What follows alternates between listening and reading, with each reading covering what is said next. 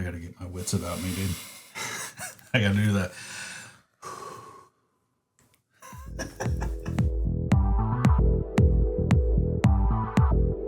What's up, everybody? Welcome to the Cardboard Drafthouse. My name's Ryan. This is Dante. And today we are here, finally, at long last. Long last. With our top 10 favorite games. Rap horn. Currently, it's July 2025. So if you're watching this in 6 months or something, top 10 could be completely different. We don't know. We don't know what's going to happen. We don't know. And we got the 10-degree Urban Roots Czech style lager. Because if we're doing a top 10 list, we got to get 10 degrees into this thing. Right. 10 degrees of Kevin Bacon. Yep. And this is from Urban Roots Brewing. Mm-hmm. Dang, dude.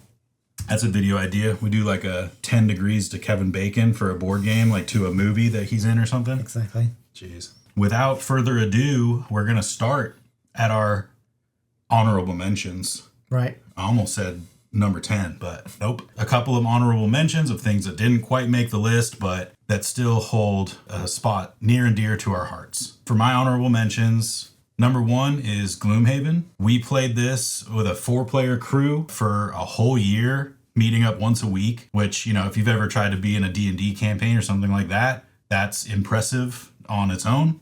They don't always last. Yeah, they sometimes fall apart after like 1 or 2 sessions. So the fact that we had a 4-player group make it for a whole year playing this game once a week, sometimes twice a week, really meant a lot. The only reason it isn't really on my top 10 list is because I don't think I'm ever going to play it again.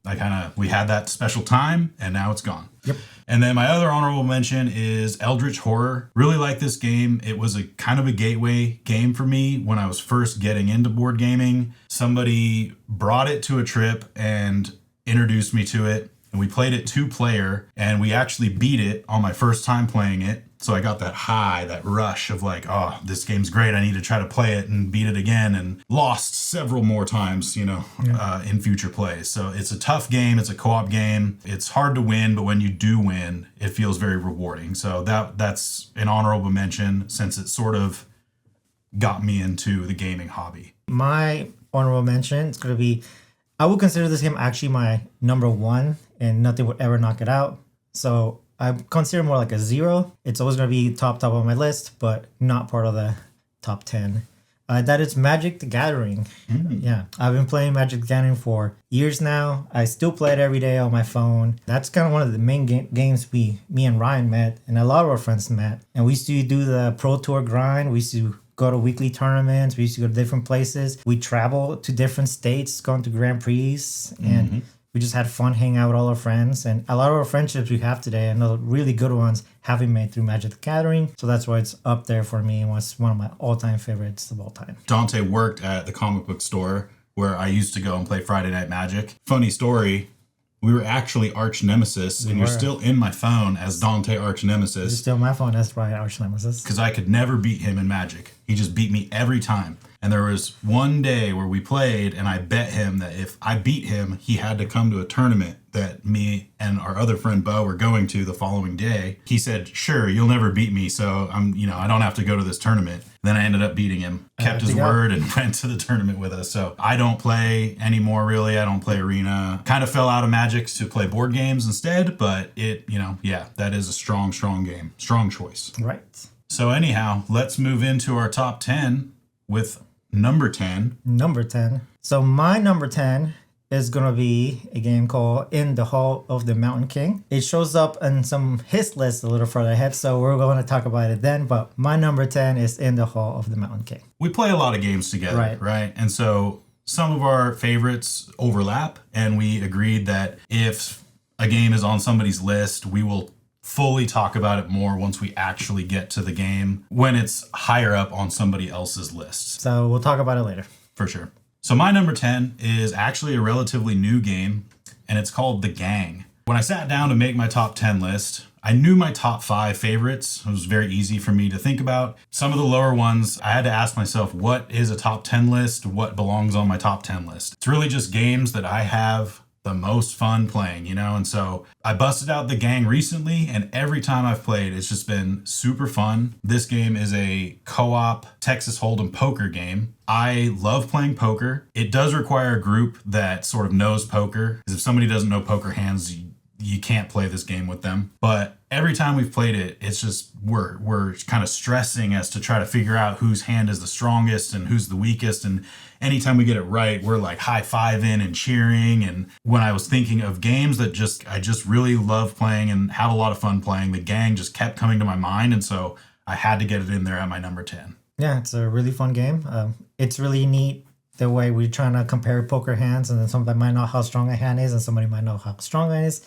So you're always kind of like, I don't know if you're right, but that's kind of the fun of the game, just trying to figure out what people are holding. Mm-hmm. You can't communicate your hand at all with other people. The only thing you can do is indicate by taking a poker chip that's got like a star value on it to say, like, I think my hand is pretty weak. Other people can steal that chip from you and say, like, no, dude, I think my hand is more weak. And so you're kind of constantly passing around these poker chips trying to indicate how strong your hand might be. Sometimes people will get into fights. No, dude, my hand is the weakest, or my hand is the strongest. And there was one time where me and you both had a straight, and we had the same hand, and we kept fighting over the number 5 chip or whatever. And I was like, no, dude, I have you beat. And you're like, I don't think so, man.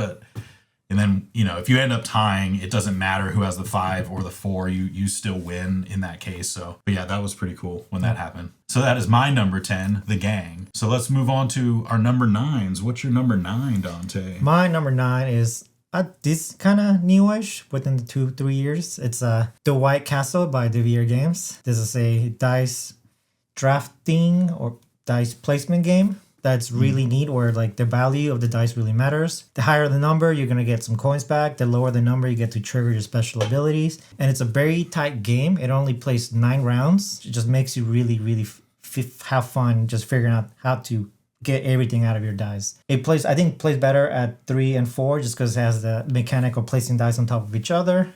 And it's always just really fun building up to that turn where you're going to just do multiple things. You're going to place multiple workers on different spots. Because sometimes you just have the turn where you're like, place and get some resources, which doesn't feel like much. And then you're like, I only have like 8 more turns.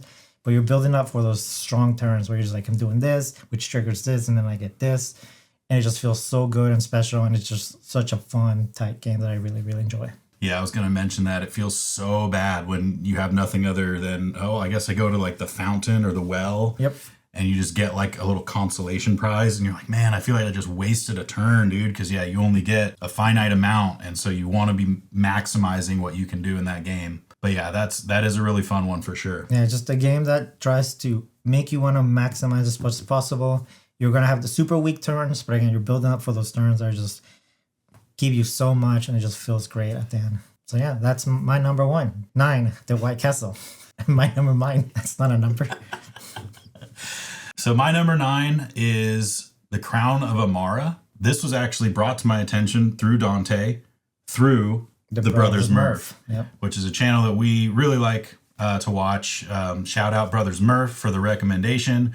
Pretty much anytime they recommend a game and they really like it, it's vibed well with us. So, yes, you know, we must vibe as far as the game recommends from them. But Dante brought this game over and I really liked it. And I ended up picking up my own copy at a certain point. This game is a rondelle game. There's 2 different rondelles where there's 4 spots on each one. And then you've got your player board where you're going to assign a card to a space and it tells you how many spots you're allowed to move your meeple on those rondelles. So if you put your card on the 2 spot, you can move 2 spaces. You get to pick either rondelle, but you can't break up the movement. And so it's very interesting. One of the rondelles is usually more about gathering resources, and the other one is more about spending those resources to get points. What's cool about this game is that the rondelle, each piece is a little wedge, and they can be set up in different ways. And they say the base game, you're supposed to actually keep them separate, where it's resources on one side and the action spaces on the other. But we have played it before where we've taken them all and just shuffled them, and sometimes they intermingle with one another, and it makes it more thinky, a puzzle to figure out how to move your people around these rondelles to collect the resources to then spend them to get the points and stuff. So I just really love the action selection of putting your card into a slot that's going to indicate how many spaces you can move. It makes for really interesting choices. And every card that you place down gives you a bonus of some kind. So you're sort of looking at what bonus do I need, and then where am I going to land to then gain some stuff. And it's just a really, really good, solid game. Yeah, it's a nice, solid game where, again, the 2 rondels thing is really well done and really neat. It just has so many tiny little puzzles, and the card play where it tells you get bonuses and then how many spots you move. It's really great. It's just a really, really solid game that I think we both highly recommend. Mm-hmm. So that is my number 9, Crown of Amara.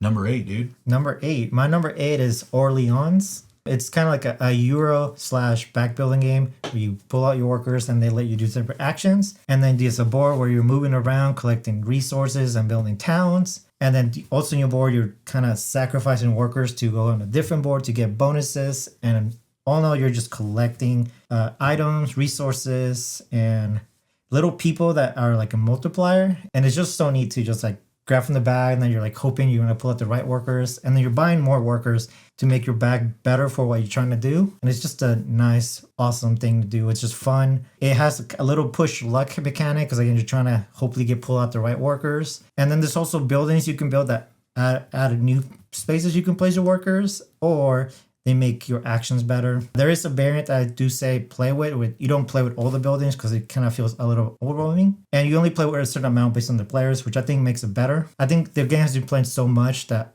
you should definitely check some of the variants because it just makes the game that's already good so much better. So straight up, I've only played Orleans one time. I like a bag builder, and there aren't a ton of great bag builders, I guess, or maybe I just don't know about them. There's not many, yeah. Yeah, Quacks of Quedlinburg comes to mind for sure. I liked Orleans in that it's a bag builder, but yet then you get these different choices based on the workers that you draw out of the bag, and I loved the theme and the art and everything. And so you also have the super dope bits. So I mean, you bought me the super dope bits.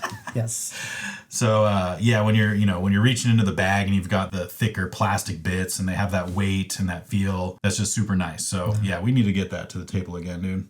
I mean, I'm always down to play that game. Yeah. So that was my number 8, Orleans. For my number 8, I picked Let's Go to Japan. This is just a solid card drafting game. Every time a person comes over and they've never played it and I'm teaching them this game, people just seem to really jive with it. They fall in love with it, the art and the theme, and trying to plan this trip to Japan, you know? The turns are snappy. You draw your cards, you pick which one you want, you pass your other card, and you're on to the next turn. And then eventually you'll place them out into the days of the week, and you're trying to match up. We want to go shopping on Monday, and you're trying to, figure out the best way to do all that. And not every day can be perfect. One of your days is going to get sacrificed for dude, I just can't. You're going to have a sad day. I can't find the gardens. We're trying to go to the gardens, and dude, all I can find are conversations and sushi, and trying to figure out what days to, place your cards and everything. It's just I think a good sort of entry to drafting games because you're basically just matching symbols. You're trying to draft a card that'll match the symbols to a certain day. Like at the end of the day, that's what it is. So we have played it with a lot of people we have brought to your house for first times. It's definitely a game that we choose to play with them if we never played with them before. Mm-hmm. And it has worked out every time for sure. Mm-hmm. And I also do have the deluxe version of that game where all the bits are like nice chunky wood pieces. And it actually came with little cups that say "Let's go to Japan" in them, and you can put the bits in those cups, and it just like really elevates the look and feel of that game for sure. So I don't think I could ever play the basic version. No. With the cardboard bits. No. So that's my number 8. Let's go to Japan. Number 7. Oh, my number 7 is Everdell. What, dude? My number 7 is Everdell, dude. We have a matching crossover. Well, one of us is going to have to change. Cheer on that. Hey, cheers, man. Everdell. I've never even played a game with you before. Who would have thought that we would match up on a game? Our number 7 is Everdell. We play this pretty consistently, at least once every 2-3 months. His wife really likes us to pull it out. That's maybe you should say that a different way. It's a tableau builder game with workers, trying to build the best city with your workers and buildings, trying to score as many points as possible while doing this with 3 different seasons, spring, summer, and fall. There's no winter. Mm-hmm. Not until the new one comes out, dude. Right, not until the new one comes out.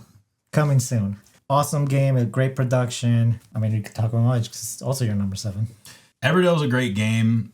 Base game is good for sure.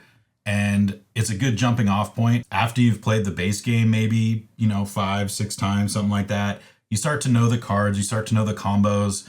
But the great thing about Everdell is it has tons of expansions. And so you can sort of mold how you like to play a game by incorporating which expansions you like. Spoiler alert, Pearlbrook is a trash. Pearlbrook is trash. If we're doing buy, try, pass, or trash right now, I would tell you to throw Pearlbrook in the trash. Know your fucking place, trash.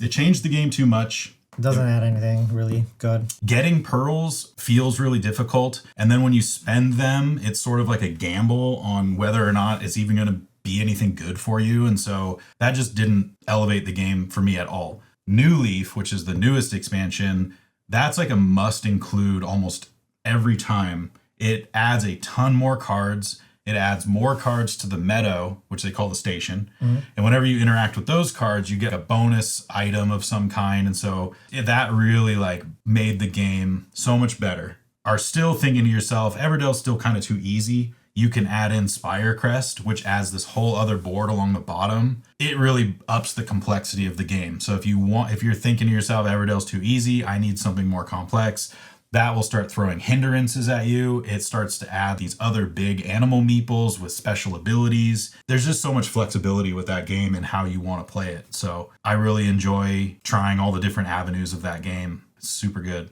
That's our number 7, Everdell. For sure. So number 6. So my number 6 is a newer game. I think came out at the end of last year. It's SETI, The Search for Extraterrestrial something. Intelligence. Mm-hmm. It's about searching for aliens. It's a Eurostar game. And it just has so many things going for it with the cards are multi-use. You have the traveling to the different planets, then all the actions you can take with cards or playing cards, or your board has 3 different actions you can take, and then you rotate in the board. It just has so much going for it. And then when you discover the aliens, you just add these little rules to the game. They change the way the gameplay happens, and then you add all these new cards. It's just great. I just really like the choices that it brings, everything that it does. The components are amazing also. It has the Rewood components, which are really neat. And it's getting a new expansion, which is just more cards and more aliens, which is just what we want. So I'm super excited for that. And it's a newer game that definitely we played, and it just hit me this game is just fun. And I love everything I do in this game. My only slight complaint is that at 2 players, the scanning ability is not very strong. And at 3 and 4, that becomes more relevant, and it just becomes more fun.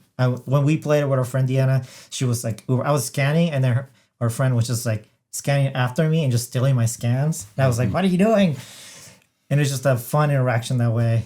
And when we played it 2 players, that wasn't happening. Scanning was very rare. That's definitely my complaint about the game, that at 2 players, when you do the scan, you scan a certain sector and you put out these little discs in that sector. Well, once he started scanning there, I just wouldn't scan there. I would okay, well, I'm going to go do my own thing. And you kind of want those sectors to fill up. That's sort of once they fill up, then you pop off this ability and it does a thing. Well, if you just don't go help somebody else out scanning, then they're sort of left to try to do it on their own. I actually picked that one up. There's some fancy bits on that one too that we probably need to get when we get the expansion, and maybe we'll try to get a playthrough of that. It is a little bit of a table hog, which I don't care if a game is big, if it has a lot of presence, that's fine. Yeah. Once he gets the expansion and we try it out, we might try to bring it.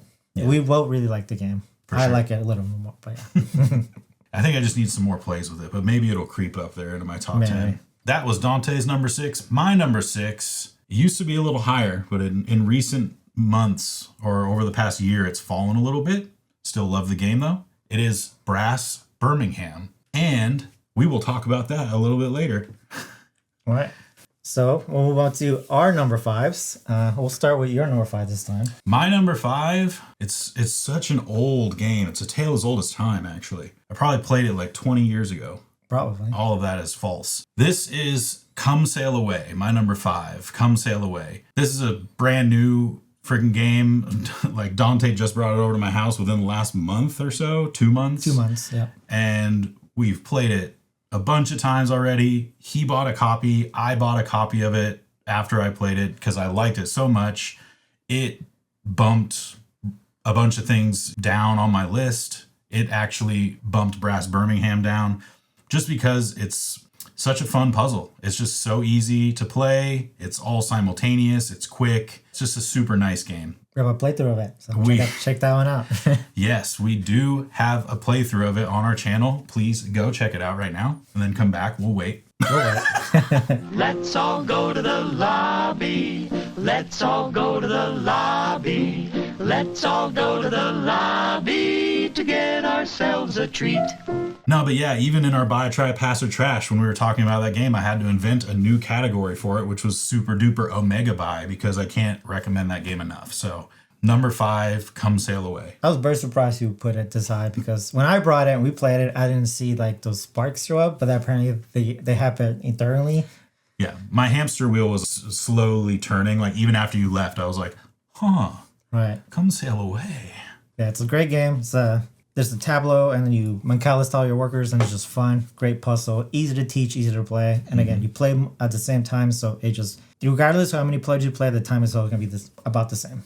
And the board is a variable setup, so the board is always a little bit different too. So it's just like every time it's a little bit fresh. It's a game we both highly recommend. And if you just don't know anything about it, watch the playthrough, and we'll show you how it works. It's just a really solid, good game. Yep.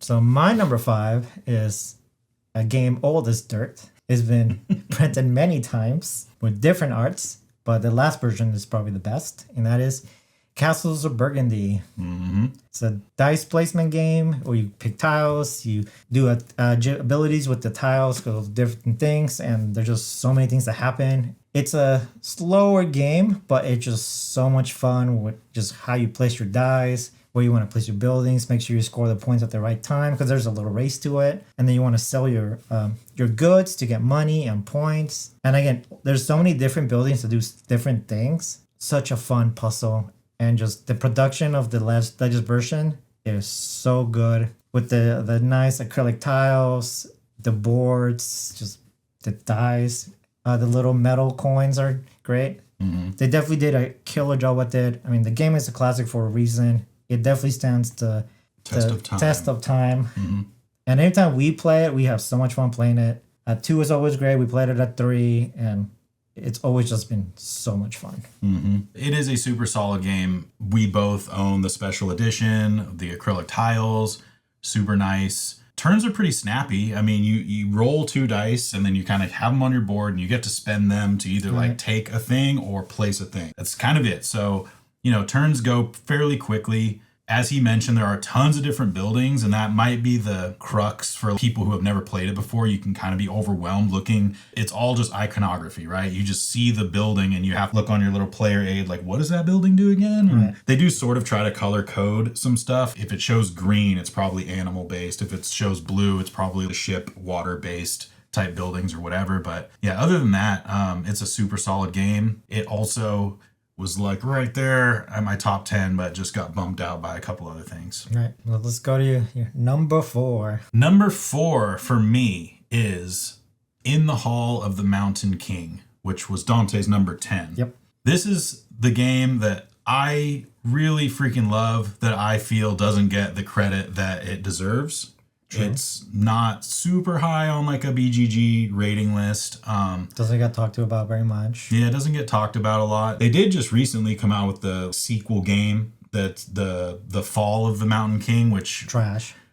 We did not really care for that one. But yeah, In the Hall of the Mountain King is just so good. It's a game where you are drafting these trolls into your troll smote, as it's called, and you kind of stack them up in a pyramid, and when you put a new troll in, it cascades all of the resources of all the trolls below it. So taking a troll and just filling up your board with all these resources is really awesome every time. And then you're spending those resources to place polyamio tiles out into the mountain and dig these tunnels to try to unearth statues and to get your tunnel as close to the center of the mountain as you can, because the closer you get to the center, the more points you're going to get. And it's just a super fun game. I love playing that and teaching it to people.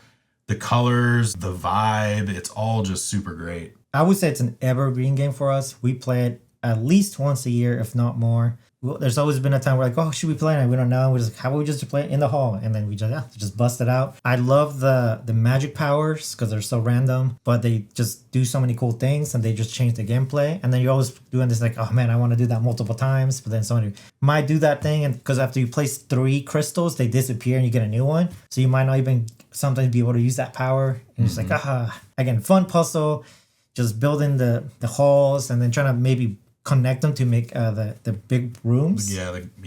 Because those score you also points. And you can go on the route with just building a tunnel or just building rooms. I mean, it's just a fun. I just really like that game. Mm-hmm. Yeah. And I mean, the player board shows the turn structure, and it's a fairly simple. All right, you can activate a spell. Okay, Yep. You're not activating a spell. Next thing is like you either draft a troll or you build a tunnel.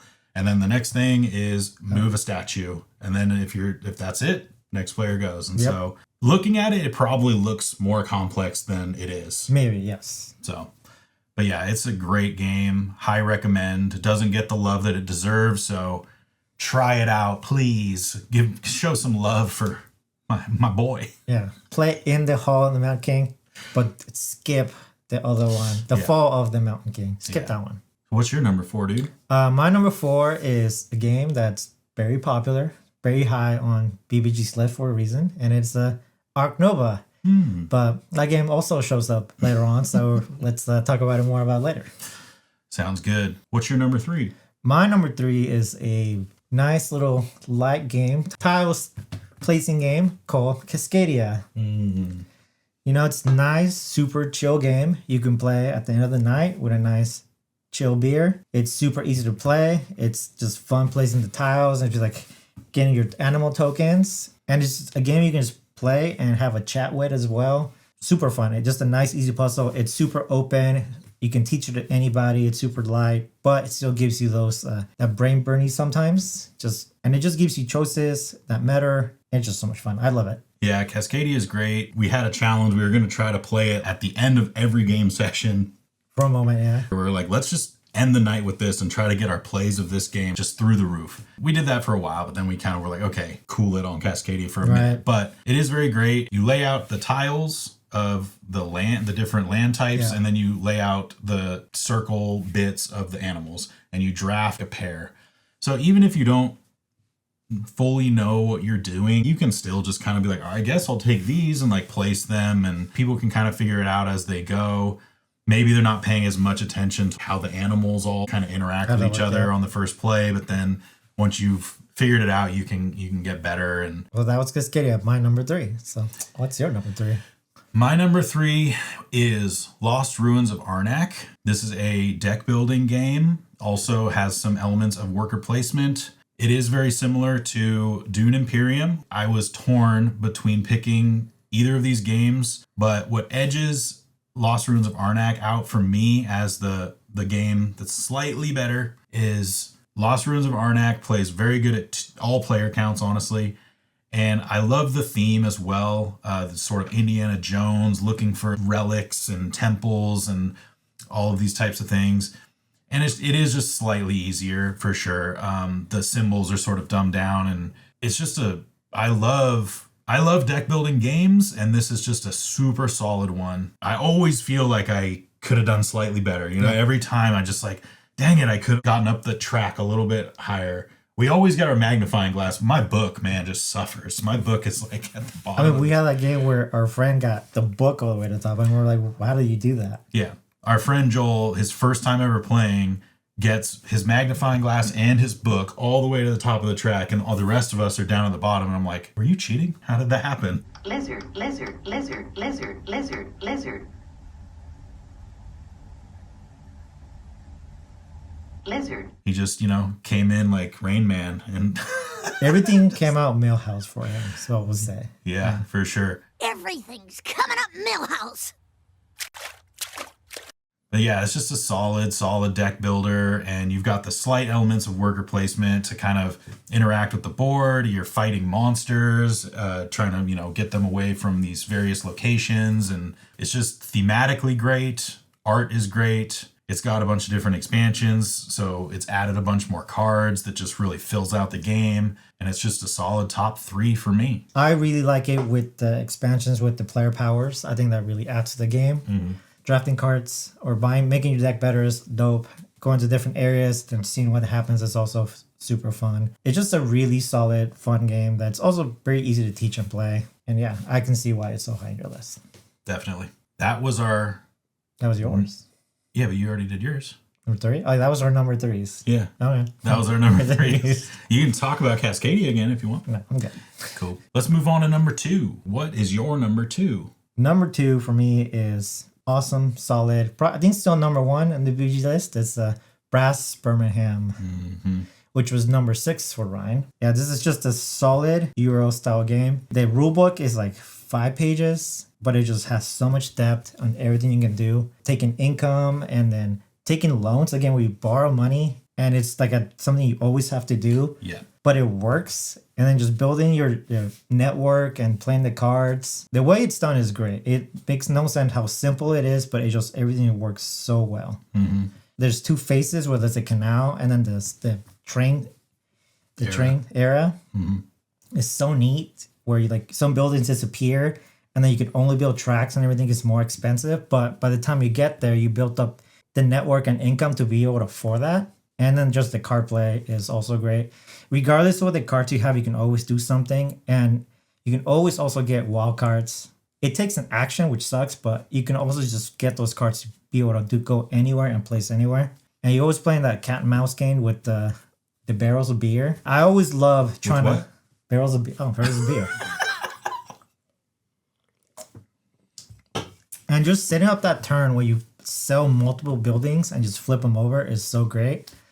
Or just try to snake somebody's beer from their buildings. Yeah. But even if you do that, they get something as well. So maybe that's part of the strategy, just having other people use your resources to build up your income and points. So smartly done. It's so elegant and simple, and it's just such an awesome game that I just like to play all the time. This game was for sure up in my top 5 for a really long time. Like I said, it's just been bumped down slightly, but I still really, really, really love this game. The card play where you have your hand of cards, and on your turn you play 2 cards to do whatever action you want to with that card.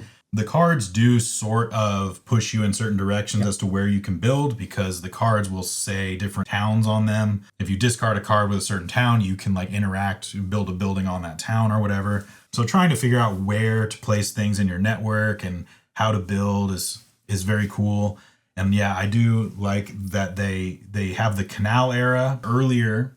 Once you move to the rail era, some of your old canal stuff kind of falls away, like the infrastructure has deteriorated, and now you're starting again, but now you've got the more powerful rail engines. And I like this game a lot. I do think that it does play better at 3 or 4. In 2-player games, you can kind of avoid like, oh, Dante's building a lot over there, I'm just going to like avoid that so that he can't piggyback off of my stuff. Regardless, it's super fun. It's super great. Yeah. Well deserved on the BGG list. Yeah. Being so high. Well, what's your number 2? Who does number 2 work for? Hey, just grab a hold of something, bite your lip, and give it hell. Come on. Oh. Austin Powers. Yeah, there you go. Jesus Christ, boy. What did you eat? My number 2 is Dante's number 4. Yep. Which is Arc Nova. Arc Nova is just awesome. I really love this game. It's a game about building a zoo. There are so many cards in this game. It's insane. Every time you play, it's a little bit different because of just the cards that you get and the cards that you see. You sort of need to mold your strategy to what's out. Dante bought this game. I am sad that I don't own this game, but this is the one time where I didn't buy the game that Dante already had. I love the action selection in this game. It's so well done, where you have your 5 action cards, and when you pick an action to do, it slides to the end of the track and becomes weaker, and then everything else moves forward and becomes stronger. So you're kind of incentivized to not be taking the same action twice. Sometimes you can't even do it because if it's at the far left, it's so weak that you're like, I can't even do anything with that. So, you are constantly trying to plan and pivot, like what actions to take and when, so that things will slide and become better. And that's just done so well in this game. Yeah, it's a great game.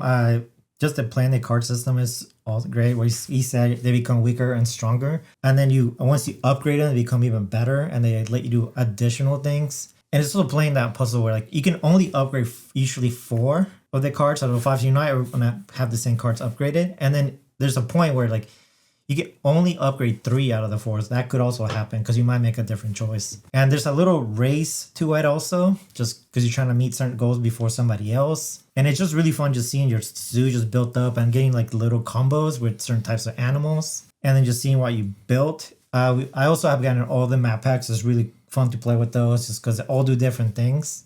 And I also say the first expansion when you add all the sea animals is great because it makes it so that the board moves changes where you buy cards. Right. Yeah, when you flop out new cards, if they have a little wave symbol, the wave crashes and it causes things to slide off, and then you fill up with more stuff. So you do see more cards when those cards come out, for sure. The card inventory changes a lot more, and it doesn't get stale, which is actually really cool. And then it adds the aquarium animals, which are also fun. And they did a really good job implementing how to add them. We don't play with the mean cards, or at least we don't play with the mean abilities, and we just play the basic ones because we just think that's just more fun. And yeah, just an awesome game with awesome.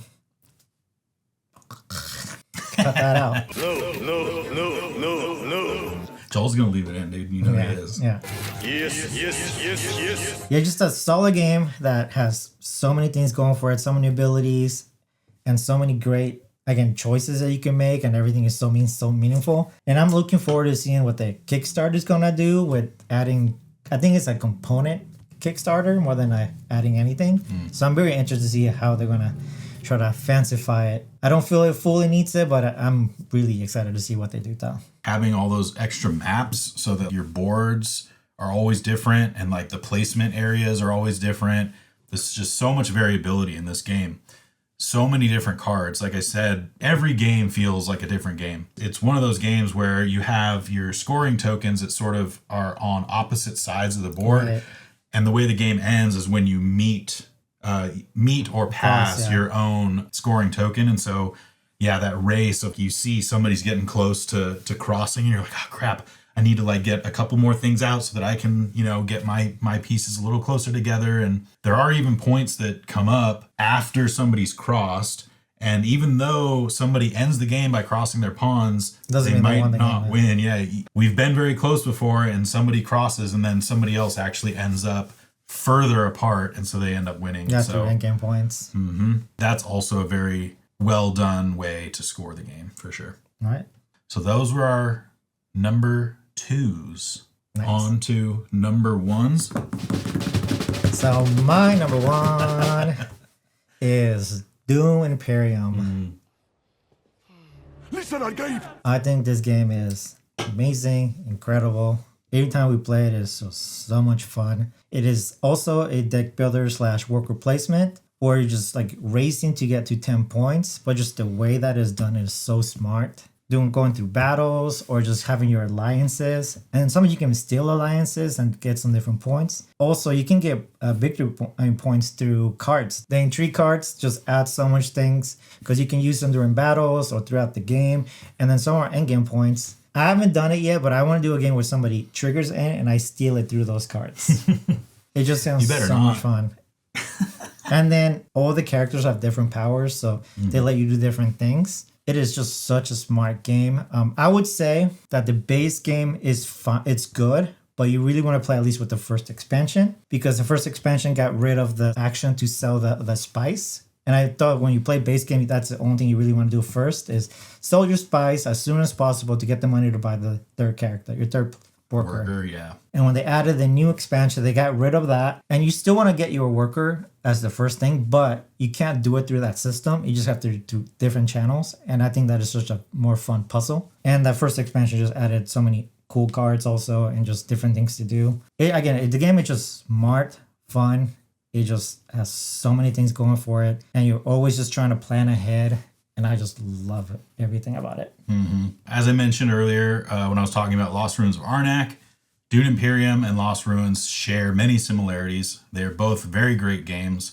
I almost put Dune Imperium in my list as well. But like I said, I skewed just because of player count, and Dune Imperium is a little more complex. There are more symbols and more like worker placement spots to go to. And there is the whole battle mechanic where you're adding your cubes into this your soldiers, into this little arena, and you have battles at the end of every turn, which, you know, you're fighting for a certain card, which will give you either a victory point or sometimes other things. Yep. That is a very cool system, but at 2-player, it's just not the best. So I'll give you, yep.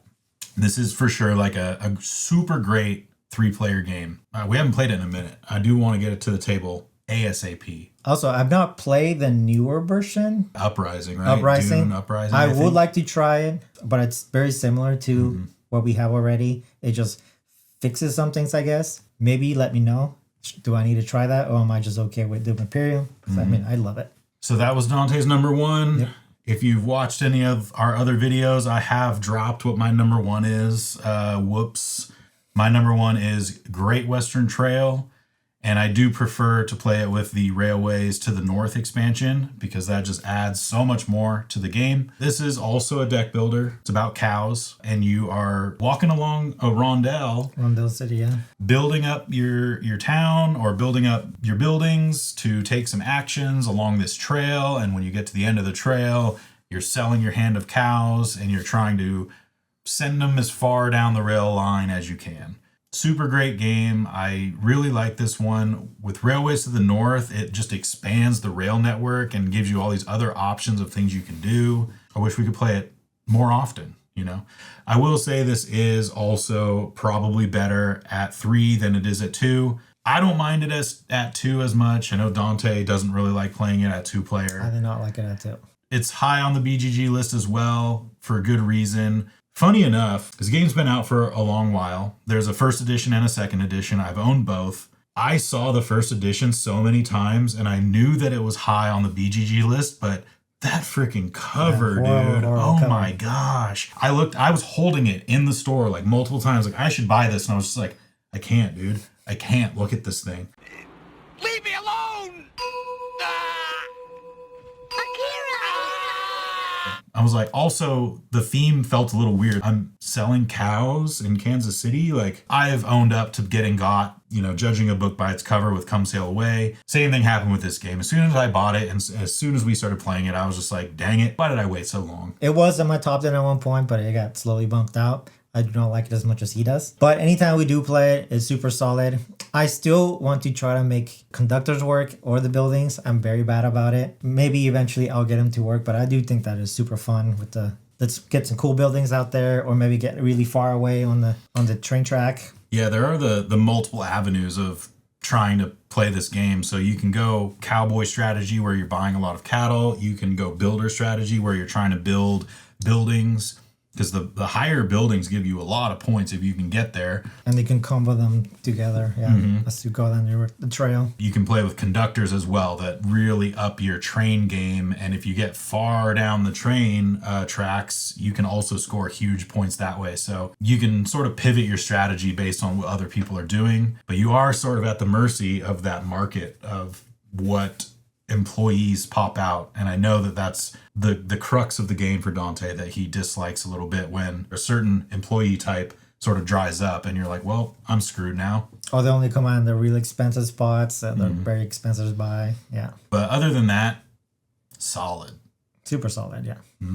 So that was it. That was our top 10 favorite games right now. Who knows? Next week, maybe something will come out that changes our mind. It's a whole new list. Blow it up. Yeah, blow it up. Redo. No. Wait. Wait.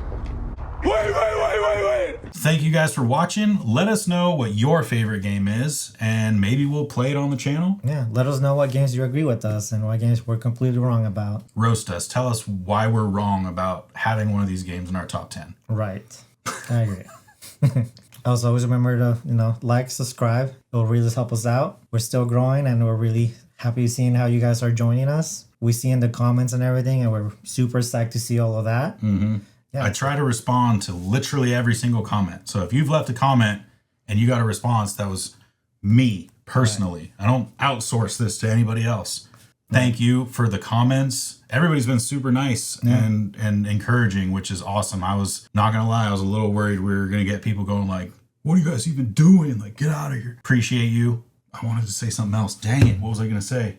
I lost my train of thought, dude. I got Great Western trailed. Cut it out. No. Nah, Joel will leave it in. All right. I'll remember as soon as we're done. Well, you can take away for a hot second. It's true. We can insert cricket noises here.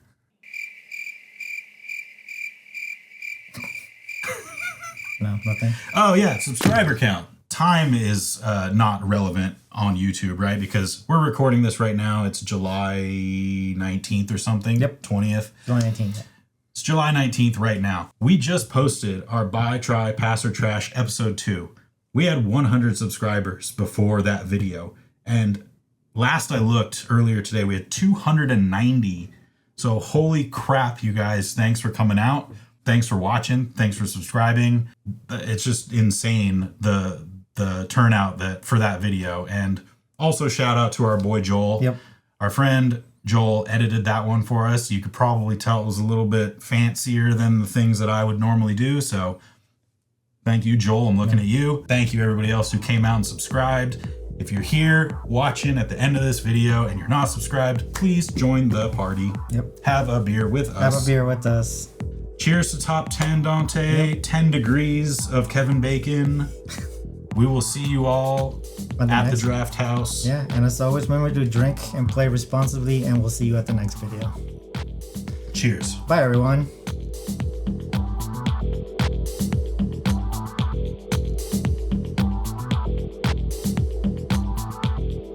So we're going to play Great Western Trail or No, do Imperium right now? 2 players, the worst numbers ever. Let's set up both games. And then we'll each like do our turn and then we'll pop over to the other game. And your turn, I'm playing my turn here, and then we just switch. Yeah.